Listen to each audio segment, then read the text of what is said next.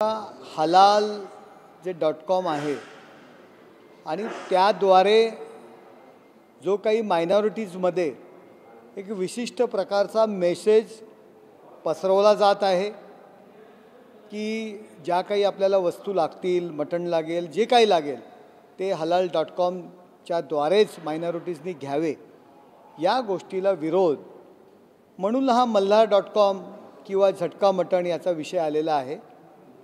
हे प्रत्येकाने समजून घ्यायला पाहिजे। बघा, कुणाला काय खायचं किंवा कोणी कुणाकडनं ते विकत घेऊन खायचं याला बंधन नसतं, ही प्रत्येकाची इच्छा आहे। परंतु हलाल .com सारखा प्लॅटफॉर्म तयार करून मायनॉरिटीजनी, मुस्लिम समाजाने केवळ त्यांच्याकडनंच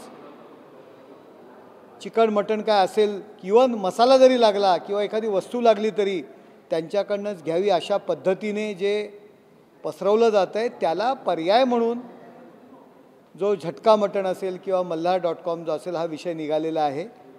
उगाचच बात की बतंगड बनाने का जे काही चाललं आहे ते प्रयत्न करू नये। दुसरी बाजू लोकांनी समजून घ्यावी आणि मल्हार जर नाव त्याला नसेल द्यायचं तर दुसरं कुठलं नाव द्या। देवदेवतांचीच नावं कशाला द्यायला पाहिजे, दुसरं आणखी कुठलं नाव देऊ शकता। परंतु हलाल हा प्रकार सुरू केला त्यामुळे हा झटका हा विषय सुरू झालेला टिट फॉर टॅटचा विषय आहे। केवळ जे काही स्वतःला पुरोगामी समजतात त्यांनी केवळ नितेश राणे यांच्यावर जो टीका करण्याचा प्रयत्न करतात, परंतु त्यांनी हा विचार का काढला हा सुद्धा विचार करणं गरजेचं आहे। सर, ज्या पद्धतीने काल देवेंद्र फडणवीस यांनी स्पष्ट केलं की निश्चित वेळेतच भुंगा वाजावा, या संदर्भात ज्या पद्धतीने वाद सुरू झालेले आहेत त्यावर आपलं काय म्हणणं आहे? वाद कशाला व्हायला पाहिजे? सुप्रीम कोर्टाचा निर्णय आहे हा की निश्चित वेळेमध्येच जे काही असेल, म्हणजे हा नियम सगळ्यांना सारखा असेल की निश्चित वेळेतच हा भुंगा वाजला पाहिजे, हा सुप्रीम कोर्टाचा निर्णय आहे। मला वाटतं याविषयी आणखी काय प्रतिक्रिया द्यायला नको, देवेंद्रजींनी काल सांगितलेलंच आहे।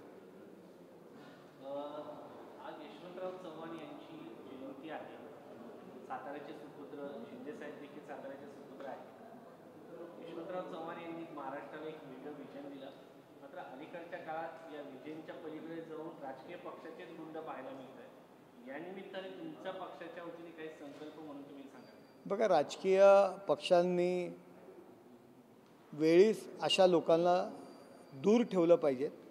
या लोकांमुळे फायदा काही होत नाही।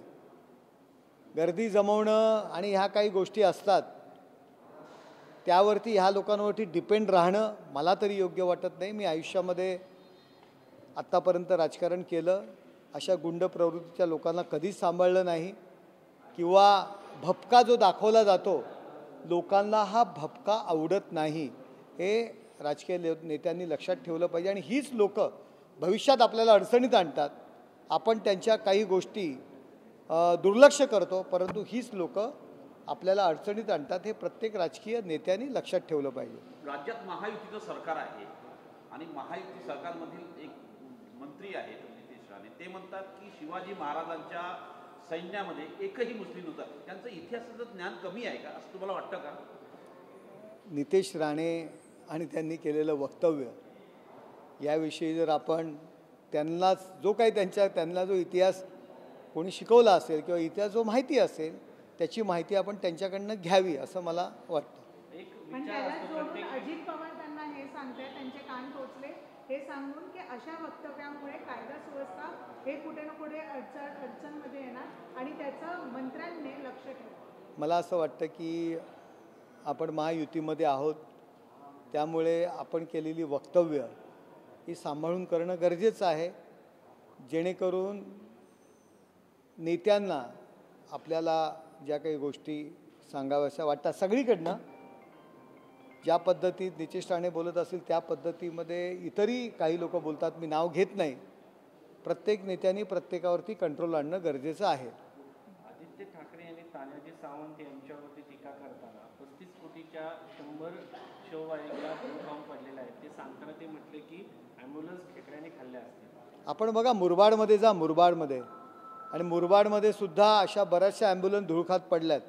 त्या कधी कुणाच्या काळी घेतल्या होत्या, कशाकरता घेतल्या होत्या याची माहिती घेतली तर बरं होईल। आदित्य ठाकरेंनी ती माहिती घ्यावी। तर ते मुरबाडमध्ये ज्या काही ॲम्ब्युलन्स आहे तुमचं सरकार सध्या आहे दुर्घात पडलेल्या कोणी घेतल्या काय घेतल्या मी तुम्हाला एक सांगतो, त्याचा अभ्यास जरा आदित्य ठाकरेंनी करावा आणि का तिथे ठेवलेले आहेत, कशाकरता ठेवलेले आहेत एका गावामध्ये, याची माहिती घ्यावी. आदित्य ठाकरे आपण त्याच ह्यांना एकेकाळी तानाजी सावंतांना उचलून धरलं होतं आणि आता त्यांच्यावर टीका करताय. आधी एक बोट दुसऱ्याकडे दाखवतं तेव्हा 4 बोटं आपल्याकडे आहेत याचं भान आपण ठेवावं. 350 रुपयाची जी बॉडी कवर बॅग असते, हात नरेश मस्के महापौर असताना ठाणे महानगरपालिकेमध्ये 350 रुपयाला घेतली होती. तीच बॅग त्याच कंपनीचा ब्रँड आपण 7,000ला घेतलात. यावरच आपण स्पष्टीकरण दिलं तर बरं होईल.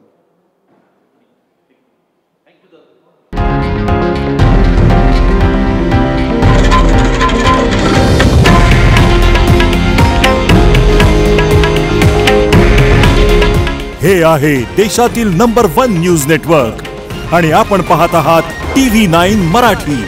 काळजी तुमची, हित महाराष्ट्राचं.